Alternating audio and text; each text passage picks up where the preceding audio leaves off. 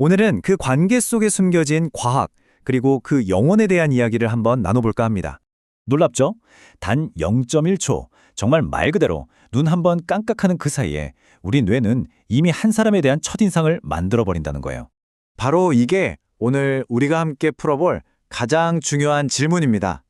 스쳐 지나가는 그 짧은 순간에서 시작해서 어떻게 평생의 인연으로까지 이어질 수 있는지 그 과정을 지금부터 한번 따라가 보시죠. 자, 그럼 우리 여정의 첫 번째 단계로 들어가 볼게요. 첫인상이라는 거, 그 뒤에는 사실 거의 자동적으로 착착 진행되는 과학적인 과정이 숨어 있거든요. 우리가 누군가를 처음 만났을 때 뭐 하나하나 깊게 분석하고 그러지 않아요. 대신에 뇌는 일종의 지름길을 이용합니다. 아주 빠르고 효율적으로 상대방에 대한 큰 그림을 그려내는 거죠. 심리학에서는 이걸 인상 형성 과정이라고 불러요. 그 첫 번째 지름길이 뭐냐면 바로 도식이라는 건데요. 이건 뭐랄까 우리 머릿속에 있는 일종의 폴더 정리함 같은 거예요. 선생님 폴더, 리더 폴더처럼요. 그래서 새로운 사람을 만나면 일단 기존에 있던 폴더 중 하나에 그 사람을 쓱 집어넣어서 빠르게 이해하려고 하는 거죠. 그리고 이 도식에서 아주 흔하게 나타나는 형태가 바로 고정관념입니다. 특히 외모 같은 눈에 보이는 걸로 판단하는 고정관념은 우리 생각보다 훨씬 더 큰 영향을 미칩니다.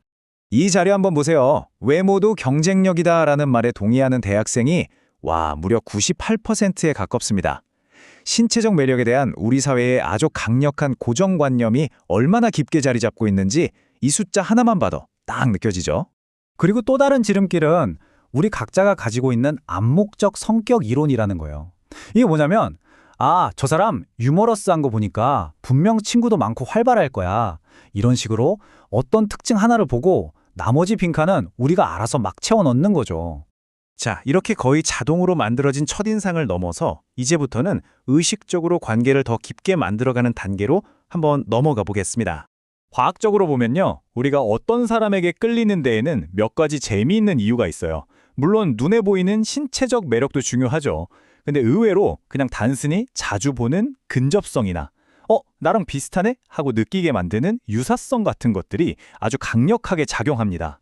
이런 끌림은 결국 대화를 통해서 깊어지게 되는데요. 보통 안녕하세요 같은 가벼운 인사로 시작해서 서로의 정보를 나누고 개인적인 의견을 교환하다가 마침내 가장 깊은 감정까지 나누는 단계로 발전하게 되죠. 그럼 이 4단계를 차근차근 밟아 올라가게 해주는 핵심 열쇠는 뭘까요? 네, 바로 자기 개방입니다. 내 안의 생각이나 감정, 즉 나 자신을 솔직하게 드러내는 거죠.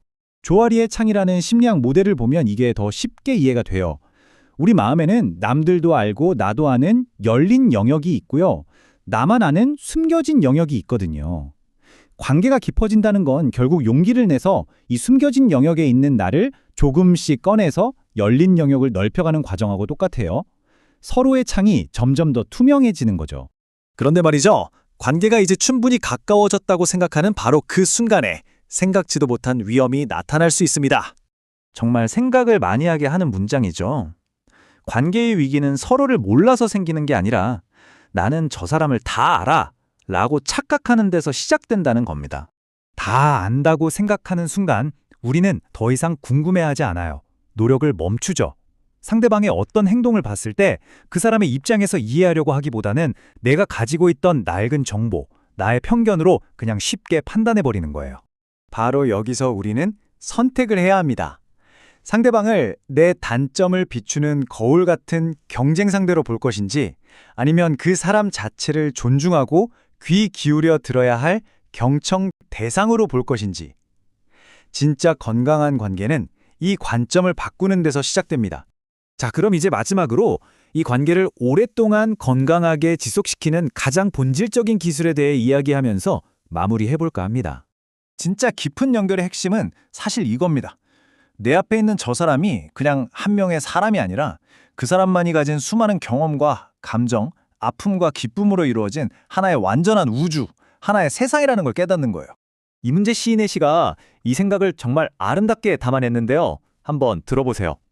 어떤 경우에 나는 이 세상 앞에서 그저 한 사람에 불과하지만 또 어떤 경우에 어느 한 사람에게 나는 세상 전부가 될 수 있다. 바로 이 구절이 깊은 관계가 가진 그 엄청난 힘을 보여주는 것 같아요. 어떤 경우에도 우리는 한 사람이고 하나의 세상이다. 맞습니다. 우리 모두는 그냥 한 사람이면서 동시에 누군가에게는 온 세상이 될 수 있는 그런 존재인 거죠. 이 질문을 여러분께 남기면서 오늘 이야기를 마칠까 합니다. 여러분에게 온 세상과도 같은 그 소중한 사람은 누구인가요? 그 사람 안에 있는 세상을 다시 한번 들여다보는 그런 계기가 되셨으면 좋겠습니다.